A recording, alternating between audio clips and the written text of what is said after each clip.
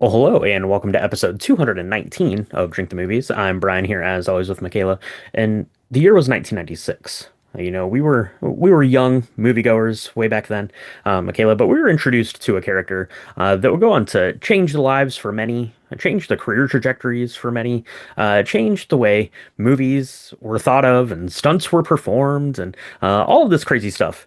We start with a humble spy espionage sort of a tale in Mission Impossible from 1996. We go on to rock climbing madness, Mission Impossible 2 in 2000, Mission Impossible 3, 2006, Ghost Protocol 2011, Rogue Nation 2015, Fallout in 2018, Dead Reckoning Part 1 2023, and finally we're going to wrap up Ethan Hunt's incredible journey in the Mission Impossible series. Thanks, Tom Cruise, for bringing us all this fun time. And today we're talking about the final, the final reckoning. The final reckoning. We think. I don't know. Good point. I Final don't. for I'm not now. final for now. Final for now. Yeah. So we're gonna talk about that now. I want to talk about this theater experience that we had because this felt like almost a coming home. The theater was packed. We went. It was everybody was seemed really excited. It was kind of like I don't know, like when the theaters opened back up after COVID, right? And everybody went back to Maverick to see Top Gun Maverick. I felt like Mhm. kind of the same energy, right? I was sent a clip for a friend of mine who went to LA. I think they were in LA and watching a movie, and Tom Cruise literally just went out and got on stage and answered some questions for like 5 minutes about all the Mm. stunt stuff, and that was really neat. Like people were losing their minds. So that's kind of neat. That's kind of neat. And this film is real long, so we're gonna talk about all the things. But I don't know. Going from like 1996's Mission Impossible, which we talk about on our Patreon, to this one, it's such a long span of time because that's 30 years Hmm. exactly. Like the original came out May 22nd, 1996, and this one came out May 22nd, 2025. I mean, they couldn't have planned this any better than they Yeah, did. absolutely. Yeah, it was. It all came out of the brain, I guess, of Tom Cruise, or at least his intentions for bringing this story to the world. And yeah, what a sort of massive franchise it turned into. And yeah, we're going to be talking about the final reckoning here, the final chapter, the final part, at least for now. So let's do this, Michaela. Let's go ahead and mix up a cocktail, and that it's going to pay honor to one of the the more spectacular stunts. Was it the best stunt? We'll probably talk about that too. So let's do this. Let's take a quick break. We'll grab some Aperol, and we'll be right back to mix up this week's drink. So, Brian, as I was going through all of the Mission Impossible things, like there are a ton of drinks out there. There's a drink called the Stuntman, and I thought about Hmm. doing that because this is a very stunt forward film. It's basically all it is. It's just like one giant stunt that either goes over a plane or a train or an automobile or something. And that's really cool. But then I was also hearkening back to like this idea of like nostalgia and like classicness because this is an era, right? That may or may not be coming to an end. So I decided to go with the humble paper plane. Also, I know that you really love Aperol and it's summer. This is a great summer drink. It's a beautiful red orange color. And there are some really beautifully terrifying things that happen in a red orange plane at the end of the film. And I thought this is a good idea. So I bring to you the humble paper plane, which is a really easy drink. It's a riff on the last word. I don't know what the last word is even, so you'll have to tell me that. But it's a it's a really beautiful, easy cocktail to make, and it is just one of my favorite cocktails of all time. It tastes so special. And so yeah, so that's what we're going to be doing. Yeah, absolutely. So the paper plane, it comes from the bartender Sam Ross, who is a New York City bartender, but he actually created it for a bar in Chicago called the Violet Hour, and this all happens in 2008. And it's a riff on the last word, which is a modern, kind of famous cocktail, and the paper plane certainly cemented itself as one of the modern classics. If you go to more or less any high-end cocktail bar that has classic cocktails on it, you're probably going to see the paper plane, and that is really for good reason because it takes, kind of these classic, components and ideals in a cocktail. It's an equal part cocktail, but it kind of gives it a little bit of a twist with some more like modern ingredients and things that we have, easier access to now. So it changes the taste profile to something that tastes, both modern and classic at the same time. And that is Mm, exactly, I think, what, the Mission Impossible franchise really started to do, both kind of in the 1996 version, which was obviously drawing on a lot of things from the original TV series to, this Final Reckoning film, which pays homage to, kind of those earlier films in the franchise here very well. So let's talk about the cocktail here a little bit. Let's talk about the ingredients. This one's pretty simple because, again, it is equal parts. So basically, as big as you want to make this, you can find, a bunch of recipes online, but they're all going to be the same. It's just a matter of how big of a drink you want to do. I do like 3/4 of an ounce of each of these in mine. You can do hmm more, you can do less, you can do whatever you want to do for however big of a drink you want to do. But what you're going to do into a shaker tin is you're going to put equal parts of bourbon, of Aperol, of Amaro Nonino, and lemon juice. Go ahead and shake that up and strain it into a very, very well chilled coupe glass. Then sip and enjoy. Michaela, you mixed one of these up. This might have been the first paper plane you've ever had. Now I know right away you looked at it and you're like, that color is real pretty. And then Yep. you sipped. What did you think about it beyond Oh my beyond the gosh. pink appearance? Yeah, it was a triumph. Because it's got Aperol, so I knew that it was going to be kind of on the sour side. It had bourbon. I did not know how that was going to work because like I've done like a whiskey smash and a bourbon smash before, and so like the sweetness of the whiskey versus the sweetness of the fruit, I didn't know how that was going to work. Amaro Nonino, I was really excited because that's like a it's like an aperitif, right? So it's got this herbality that's going to be really great, and the lemon Mhm, juice is going to just brighten the whole thing up. So, this was a triumph. It is literally one of my new favorite drinks. I'm sure I've had one before, but this is amazing. It's really easy to make, and it's really beautiful, and it is really tasty. I only had one. I really wanted to have another, but it was late and I had to go to sleep. But it's very, very well made. And again, what I love about this is you can make a batch of this for like a party. You mhm, can, make enough. Like I do 3/4 of an ounce because I'm making one cocktail. This works well in a coupe glass. I used a martini glass.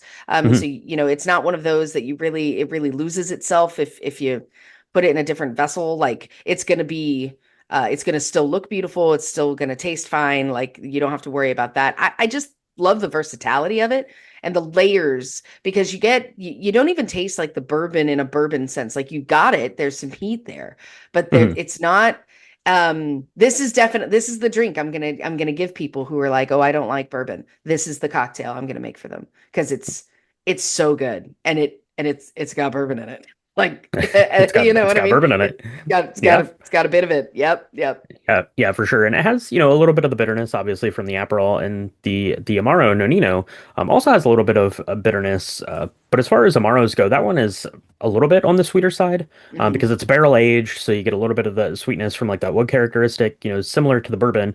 A little bit of the bitterness, kind of which pairs up with the Aperol. But then it also has like some additions of, I think, like orange and lemon in, kind of that bill of all the things that they put into Amaros when they're creating them. So it really plays kind of, like mediator, I guess, between the bourbon and the hmm Aperol really, really well. So yeah, go ahead and mix one of these up. It's amazing. If you're going to have one during the final reckoning, you might need a couple because the film is pretty long, and that's okay if you can have a paper plane along the way. So let's go ahead and do this, Michaela. I'm going to mix up another one of these because they're hmm delicious.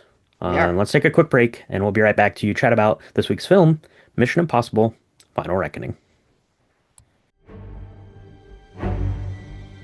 Our lives are not defined by any one action. Our lives are the sum of our choices. In a world of drink the movies, we have Ethan Hunt in perhaps his last performance that we're going to spoil because we're going to talk about all the things in Mission Impossible, The Final Reckoning. What that means is that we're going to talk about all the things. And if you don't want to know how it ends, press pause, go make yourself a paper plane because it's delicious, and then come back and we can chat about this film. Man, no one can commit to a bit like Michaela. That was your like movie preview voice? Is that what that Well, was? yeah, that was well, it was my Michael That was Bay. oh, that was your Michael. Oh, It okay. was for Yeah. all the Michael Bay movies where it was like in a world where the In land a is world flat and that everybody's dying. There's yeah. one man. No, yeah, that's what I got. Sorry. Well, fair I'm fair really enough. No, trying love it. to expand my career and be a voice actor, and that's going about as well as can be expected. Well, I like But it, anyway, that and was fun. That was I love it, and I appreciate it. Yeah, it's definitely spoiler warning for this because it just released like 2 days ago as of recording this. Released in 2025. It was directed by Christopher McQuarrie, who also directed Rogue Nation, Fallout, and the first Dead Reckoning film, the first part of the film we're talking about today. This stars Tom Cruise as Ethan Hunt, who chose to accept this mission way back in 1996. Ving Rhames is back again as Luther, which means that he recurred in all of the films, I believe. Maybe just in some archival footage in one of the middle ones there, but Ving Rhames is back, which is great. And as well as the rest of the crew from Dead Reckonings, we have Haley Atwell as Grace, Simon Pegg as Benji, Plum Clementif as Paris, and the baddie Gabriel is again played by Isai Morales. So wanted to basically just kind of kick this movie off. So obviously we covered the first part of this film, like way back when it came out in 2023, here on the podcast. You can go back and listen to that if you want, but more or less, I guess the story goes as follows. And correct me if I'm wrong, Michaela. There's this computer AI program known as the Entity.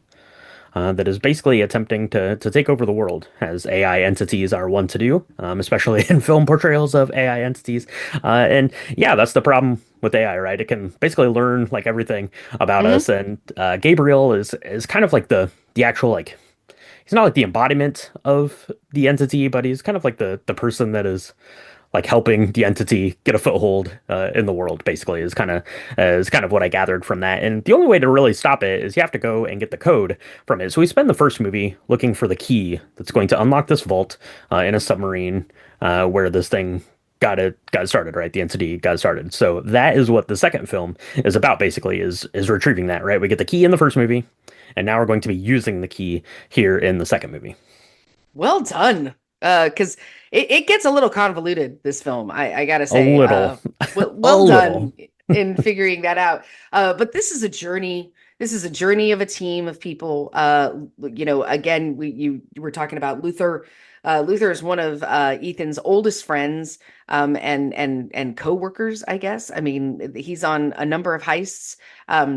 We have Grace, who's played by Haley Atwell. She's fairly new. She showed up in the last film.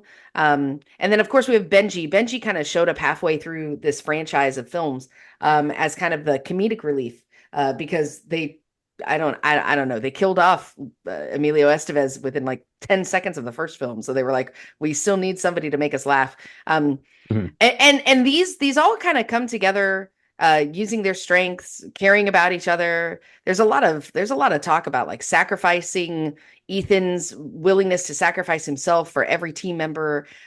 Grace has newly become an IMF agent. That kind of happened at the end of the first film, and so she's around. What we love is Eugene Kittredge is also back. Henry Hmm. Czerny. Hmm. Yeah. He is the amazing. I love the way he talks. He's just awesome. But this was like I don't know. This was an action film dipped in some nostalgia. There were some really cool like homages to past films and things that totally, especially the first one, which was great because we just covered that. Hmm. And I had no idea that was going to happen, so I was just tickled pink that we got to revisit some characters and some heists and some like almost Easter eggs about itself, which is kind of a neat thing. Yeah, in trying to get the key to open this vault that's at the bottom of the ocean with a sub that they had no idea where it was, because one of the things about this particular submarine was it was completely undetectable.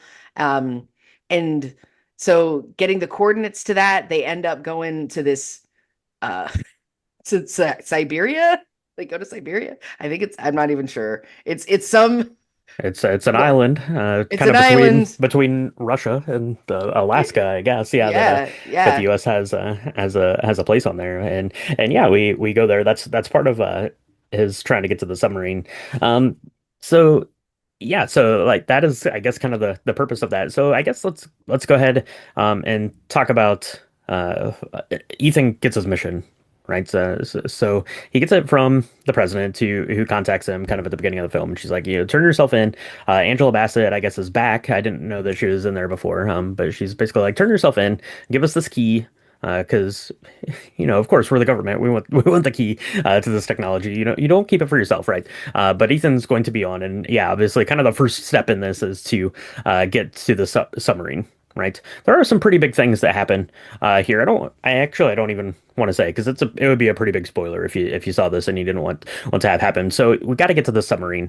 Um, it kind of is as the first step, and the way to get to it is completely convoluted. So basically, Ethan Hunt, he gets himself like captured by the U.S. government. He like commandeers an aircraft carrier. Who is being helmed by Rear Admiral Neely, who's played by Hannah Waddingham. So good job there. And she is going to, give him, full use of this aircraft carrier and a helicopter to get to this other submarine, who is being helmed by Captain Bledsoe, who you might know as Tremel Tillman, who is in Severance, who was amazing. Severance. He was incredible in this. On a side Yeah. note, Tremel Tillman is headed for big things. I think he was incredible.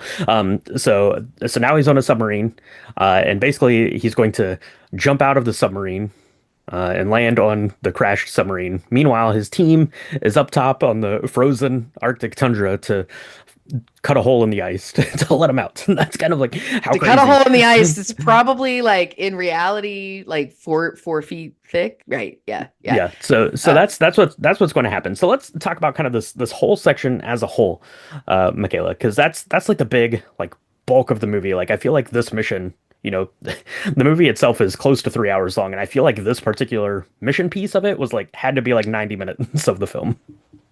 yeah. I mean, this was I thought this was going to be the big thing, and then to discover we were only halfway through was interesting. I'll say because this is a real long movie, and it feels kind of long. It's still very entertaining, but I this part again, I think it lost itself a little bit just because it was you were getting on a aircraft carrier to get on another boat to get on to find another boat to and then his team is going through their own adventures in Teamland, like trying to figure out where the coordinates are and can they get the coordinates, and there's a couple of really great spoilers that even though we put a spoiler alert, we're not going to say, but there's a lot of things that have to happen in order for this to work. Mhm. But of course it does, because it's Ethan Hunt and he can't be killed. Him and like six cockroaches are going to be alive at the end of the world. I don't know. It's fine. It's fine. But they've got like they try to explain certain things away. They're like, we've got a traveling decompression chamber that like fits in a backpack. Yeah, And look, if that actually exists, I'm sorry to be making fun of it, but that just seems like so crazy to me that like, and you see it, they like blow it up, yeah. use It's like use it like a inflatable. Yeah. tire, like it's like okay, well I that's love it. that's I amazing. like, I like Captain Bledsoe on the submarine. He's like, "Oh, how are you going to get back into the boat so you can decompress?" He's like, "That's not even a part of my plan." I love that so much. And I love that the decompression chamber, right? Because you get the bends when you're down underwater, and Ethan Mm-hmm. Hunt has to swim about 4 miles up. With no oxygen, which you're having to suspend a little bit of disbelief here in the Mission Impossible films. Anyway, I feel like this one goes a little bit above and beyond. But my favorite part of the whole movie was that they have this decompression chamber, right? Like all of this plan goes off, more or less without a hitch, right? Some adjustments have to Sure. be made as they always do, but it gets to the top, gets pulled to the surface, and the decompression chamber is luckily the perfect size for one Tom Cruise and one Haley Atwell to fit into. Which doesn't make any sense because she can't be in the decompression chamber because she has not been She gets like the compressed. reverse bends or It's something. I it's don't yeah, know. no, it's real. So the scuba diver in me was losing my mind watching this I part think because grace was really the cure. It wasn't even like, oh yeah, pressurization of he the just thing. You and just I don't needed even think to they be in there with kiss. They grace. just needed to be in there and he needed to touch her Yeah. face a couple times. I wanna That was one thing, right? I wanna talk about that a little bit more, yeah. Oh, okay, let's do it. I feel like they also made such a big deal. They were like, okay, when you're coming up to the surface, you got to continue to blow air out. Like you can't stop. You can't hold your breath ever, which is sort of true. It kind of depending on some things in scuba diving land, but the fact that he's like he's blowing all these giant bubbles out and he's still got like a mile to go. You can see the footage, which looks amazing. It looks great, yeah. It looks so good. Like he looks awesome. He's like the most fit 62-year-old I've ever seen in my life. Like good on you, Tom Cruise. Um, no, not knocking you there, but it was There just was a like, lot wait of a Tom minute. Cruise shirtless in this final episode. There sure was. There sure was. And he looks the same. He looks pretty good. He looks pretty good. It looks the same. It's sorcery. Yeah, absolutely. I, I guess we'll get into this now. One of my big issues, I guess, was like the pacing of this film and like the decisions to spend time doing things like versus other things. I want to go back to like the beginning of the film after we kind of wrap up our other like big plot point here, but like they spend all this time on this first submarine, right? Mm, That Bush. Captain Bledsoe is on the no the submarine Oh, um the there submarine. that he's on, and they're talking about all of these things, right? And they're talking about like how like you're going down so deep, so you're like going to have like all this disorientation, like you could potentially like black out, like all these bad things are going to happen, and then we don't ever see like anything bad happen to him, but they spend like literally like 10 minutes like debriefing him about all this stuff, and then none of it ever happens in the film. So I'm like, well, we could have just like cut that out, right? Like that didn't need to be part of it. Like if none of it that was going to happen, which is fine, but like we didn't need like the whole like debrief about like the potentially like bad things or the things that should be happening to the human body Yeah. when you're that low. So I thought that like the pacing of like that stuff was not great, and there's some more pacing stuff at the beginning of the movie I want to talk about after we've wrapped up. Sure. Um but I loved like beyond like how bananas this whole plan was, like I loved the way that it was, and like it was kind of cool. And of course the submarine that he goes down onto to retrieve the source code for the entity is on like this cliff edge kind of a thing, so of course it is. And of course he gets on it and it starts to rock and roll around like 160-pound Tom Cruise could dislodge this 14-ton submarine. But instead, like normally you'd see that and like the submarine would like plummet like into like the fathoms of the ocean, right? But it didn't do that here. It started to like basically like roll down this hill, and I thought that that was like a really like neat decision, because then you could do like fun stuff like inside of the submarine where the water is like sloshing Mm, around and stuff is moving around. Like I thought that that was really cool and like kind of a clever like inventive way to make that more perilous than it already was, as opposed to it just dropping down sure. like into the depths of the ocean. So No, totally. I mean, I think this to me, the explaining of how horrible and hard this was going to be was part of the formula of the way the original Mission Impossible was, because they had to explain like why, like when they talk about that room, why getting into the room was so hard, why when you got to the room you couldn't breathe, you couldn't make any noise, you couldn't sweat, like you couldn't do mhm. any of that, right? And this was like, okay, so you're gonna be underwater, like 400 feet underwater, which is you're gonna rebreathe. You're gonna all like they were trying to explain how perilous it was. I don't know if we needed that though, because it was pretty obvious as soon as we're like in the water and everything is all jacked up and the submarine is like about to plummet off the side of this cliff. I don't know. But in the first one, it is kind of like mirrored in that sense. But in the first one, he drops from the ceiling, right? And they're like, he Right, can't make noise, but like he almost makes noise, and like the rope is making noise. So you're seeing right, the little thing right, spike. They're right. like, you can't sweat, and he does, and he has to like he catches it on his hand, right? So like they talk about all of the things, like bad Yeah. things that could happen that you can't do. And then those happen, but in this one, they're like, oh, all these bad things are going to happen to you, but like none of them None of ever he happen. doesn't. Yeah, it doesn't show him like blacking out or like Like being sick or like disoriented or anything. So, right. He's just got the longest breath in the world. And the only way to exit out this thing is through the uh the torpedo tube. the torpedo tube, and so of course he has to take off his dry suit. I mean, look, great, whatever, it's fine, it's totally fine. Look, it was fun. I'm glad he survived. I'm glad. I'm really glad that that Grace survived by being in the decompression, Same.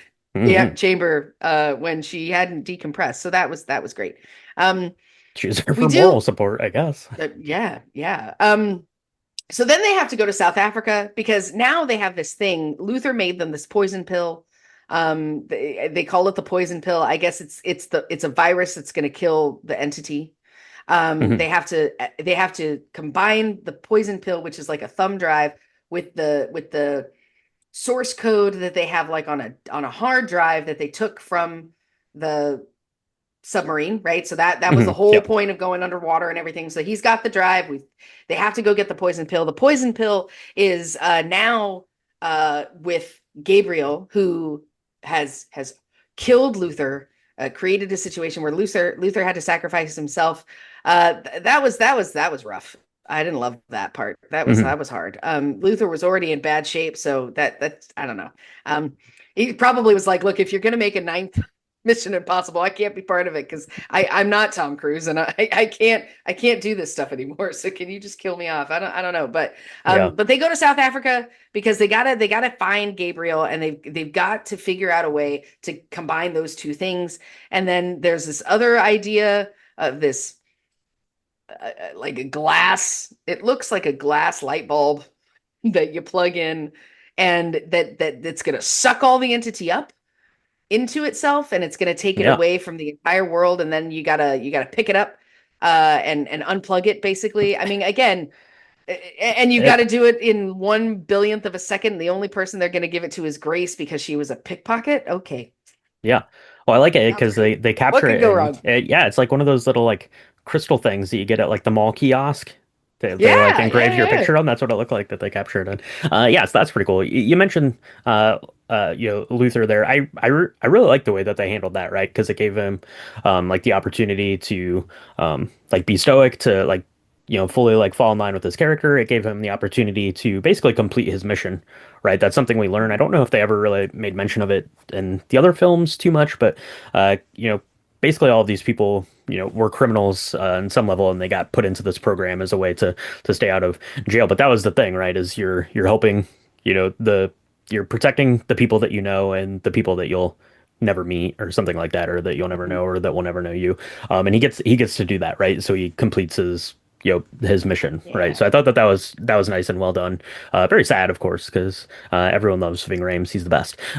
So yeah, they get to South Africa, and they eventually capture this thing, but that sets off like the big stunt spectacular thing of the film, right? And that's the inspiration for this week's cocktail, the paper Yeah. plane, because they have a couple of these like biplane kind of things that are going. And the reason that they're that is because they're old, right? They don't have any sort of like digital technology on them. It's why they're on these older planes Mm. that Tom Cruise can basically like dangle from and climb around on, which is completely absurd, but he also did. So I guess kudos to him. It seems like not that much fun, but it's pretty great because he ends up like catching one, which which is the big hard thing for me to wrap my head around, is how he just grabbed onto the plane, then drove over top of him. But once he's up there, like I'm totally buying into all that stuff. He's like dangling from this thing. He ends up like commandeering one of the planes because of course there's two of them, and they have like this big like plane pursuit, which is fun because it's like Yep. Top Gun, except like old Top Gun. If they did like a Top Gun period piece, like Right, that's what right. this was. So that was fun. And then That he was eventually great. gets flung onto the other airplane, and climbs up there, and it takes Gabriel out and gets the poison pill, and is able to do that. So what did you think about, I guess, like the stunt section here in the back act of our story here? So when that scene begins, I was like, this isn't real. There's no Mm, way. I hmm. mean, Hmm. and to be fair, I think at the very opening scenes or the opening shots are not real, because when he's dangling off the plane, you can kind of see that he's got like a screen behind him, where they're because he's so close to the ground. I think that there were certain aspects they were like, dude, this is way too dangerous for anybody to do. I had to get him up high enough where he could, right, bail out and deploy his right. parachute or whatever, right? So, Right, right. And so some of it, I was like, I don't know. But man, halfway through, when he is literally hanging off the side, I was like, oh no, that's totally him. So. I want to be a fly on the wall when he comes up with this stuff where he goes to the insurance company, he goes to the director, mm, and he's like, all hmm right, I got an idea. All this stuff is going to go down, and but really we need two planes. I need two like but I need a yellow one, I need a red one. I'm going to jump from one to the other. It's going to be amazing. We're going to do it midair. We're going to and they're like, yeah, let's do it. Sign your life away. That's great. I mean, it was crazy, but it was really cool. I really liked it.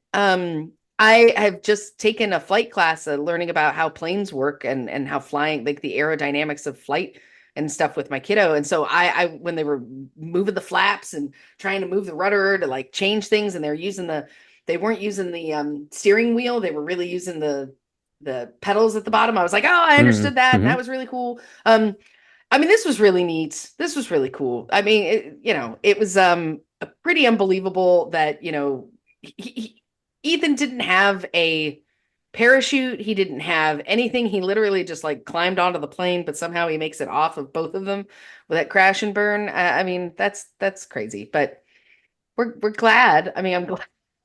And then he's able to grab the poison pill off of Gabriel before he throws him overboard, or over the plane, that he's able to like save the world, and the team down below is in their own like ridiculous adventure of mission impossibleness, right?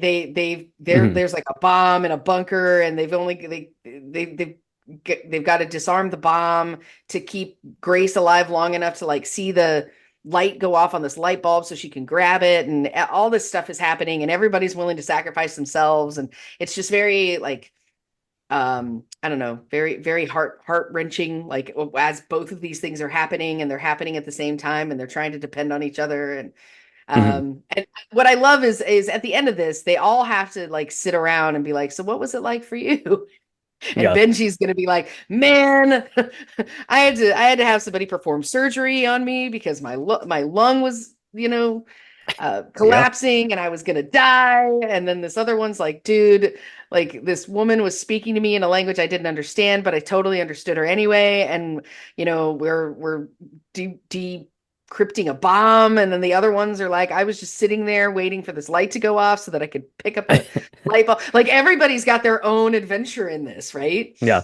Yeah, So everyone has their own part to play for sure, which is, the makings of a good team. And that's kind of one of the yeah. recurring themes in this final uh, episode here. Pretty much everyone, literally everyone other than Luther is still, alive and well. And they have kind of this, it's not really like a rendezvous, but they kind of meet up at the same place that they'd met up earlier in the film there in London, and they kind of give each other a look. So everyone is kind of off on their own way to potentially pave way, right? There's was nothing in this that would stop them from carrying stories forward, but it also has the name The Final Reckoning. It felt very much like a goodbye to the series and things, the way that the story was structured, and I want to talk about that a little bit here. Hmm. I I really loved a couple of the things. I loved like when the movie starts, like it has the Paramount logo, and then it plays like this very brief. It's probably only like 10 or 15 seconds of the Mission Impossible theme, but it's done by like a marching band. Like that was awesome. I love that. And then it goes into like this like opening kind of like montage, but it was so like throwback like to what like a 1960s like TV thing would have been. Like I thought that that was incredible. And then it gets into the story, and it does this really cool thing. Like you get Ethan Hunt sitting there in front of the computer, and he gets the phone call from the president, and then it goes into like this flashback sequence that basically is like recapping in Ethan's mind, the events of the first seven films, which I thought was fantastic. Then it goes into like the actual opening of the film. Um, but then, like over the course of like the first, I don't know, like 30, 40 minutes of the movie, it seemed like they did like that flashback sequence like another like two or three times, and I'm like, one was enough. We didn't need these other ones. I felt like that they got in the way of the pace of the story Hmm. and things. You get like another kind of thing with Shea Wiggum, who's Hmm. playing Jasper Briggs, who apparently is also Jim Phelps's son. So you get like another like flashback thing with that, which was nice, but like I feel like yeah, the one flashback memory thing was Mhm. enough for me. What did you think about that? And then there were a couple of other things I wanted to.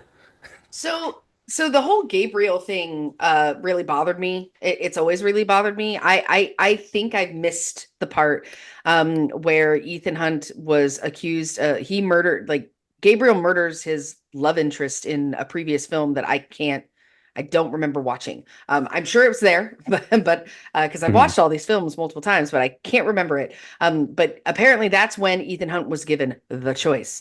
And so there's a lot of beef between him and Gabriel that was like super prevalent in the first film and it's super prevalent in the second film because now Ethan has saved the life of Paris. Paris is pissed off at Gabriel because Gabriel was going to kill her because she was a loose end that needed to be tied up because she switched sides now and is a good guy very quickly. It's amazing how that happened fast. But so there's a little bit of that. I don't know. I think the flashback at the beginning was really great because it did catch people up.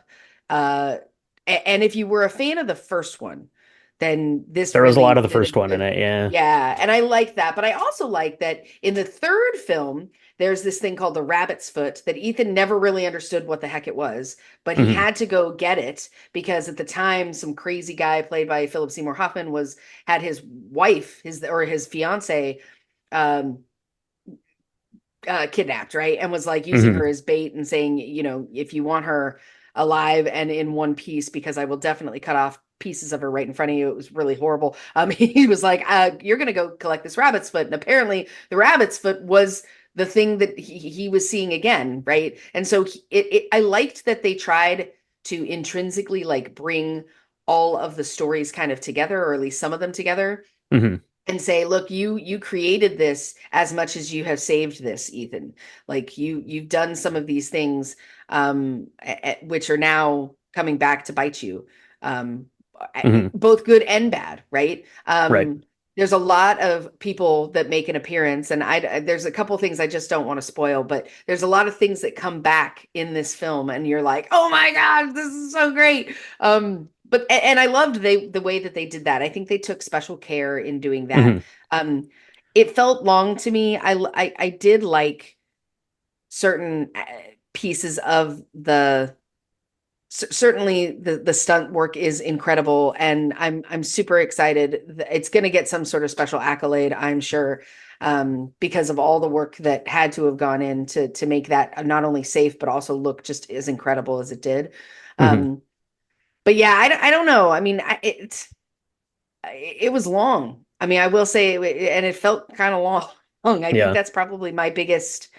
And then it was super so complicated. Some of the things were Yeah. really, and so you were along for the ride, but then you weren't really sure what ride you were on. You were Yeah. enjoying it, but you didn't know exactly how it all kind of linked together to create the end of, hey, Hmm. the world is safe again.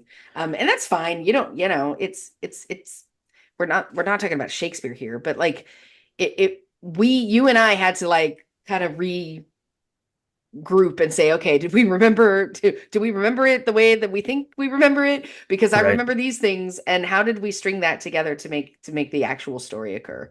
Yeah. Yeah. And I mean, to that end, like I mentioned, the flashbacks to me felt a little heavy-handed. Like I really like the first one and could have done without the rest of them because there were enough nods like within the story itself to pay homage to the Yeah. film series, which was nice. I mean, it was a really nice way to send it off, but I thought it felt a little heavy-handed. I also thought that like the first act of this film is so like exposition heavy. Like you're just getting like huge like stretches of people just explaining like the plot of the film, and I felt like there were way better ways they could have done that to streamline the story to like give you that information like as the film is progressing as opposed to just standing around. So I didn't love that necessarily in the first part of the film. Once you get into like the submarine bit, I thought that then the movie like picks up pace and is a lot more exciting, and the story is being delivered in more of a more of a story type of a format as opposed to just being told to you. So I liked that the second two-thirds of the film quite a bit better from that stance. There's this whole thing where Ethan Hunt has to go into like this pod, which is not something I would do. I'd be like, here's a pod from your enemy, get in it. Of course, yeah, of course you're Oh, going to do that.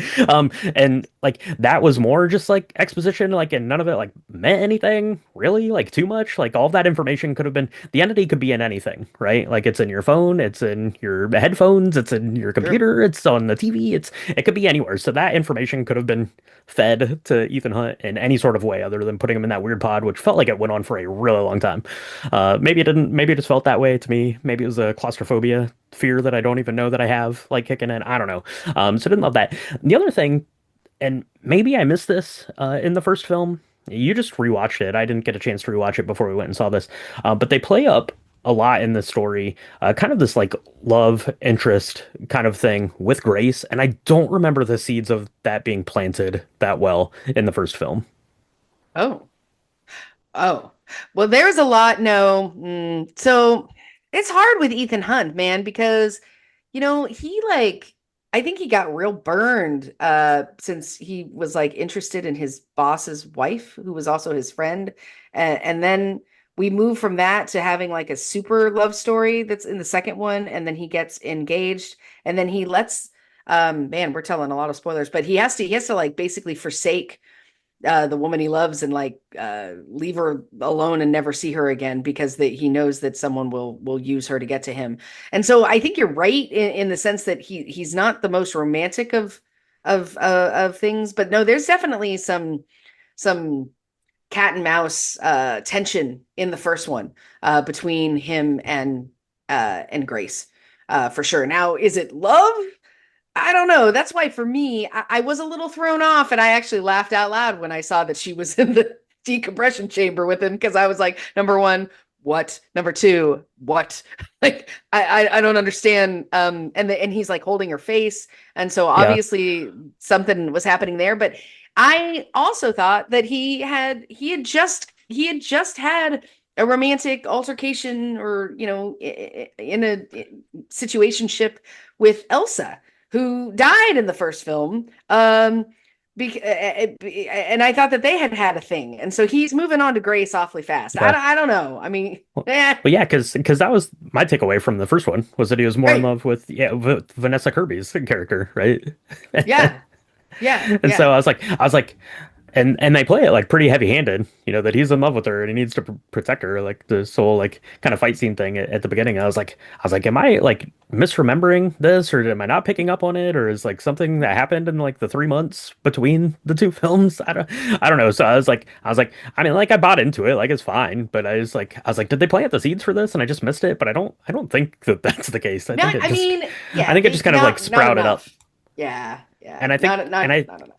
and I think it was just kind of as a plot device because really, like the whole like crux of this story is really to kind of hone in on the fact that Ethan Hunt is, really really caring of his team, right? And he's this super, badass secret agent guy, but like first and foremost, like even above the mission is that he wants to keep his people safe, and he says that to Benji like a bunch of times as Benji's kind of taken over lead on the stuff as he's off to, get on the airplane and stuff. He's like, protect the team. Like that's kind of the main crux of it. So I don't know. So I mean, this movie was a little long, I think, and it was fairly clunky at times, but it was really fun, and it was a really good, kind of send off and capstone of the series. I think it did a good job, and it made sure to pay homage to all of the work that had been done over the last 30 years to create kind of this world of Ethan Hunt. So at the end of the day, I was really happy with it. I was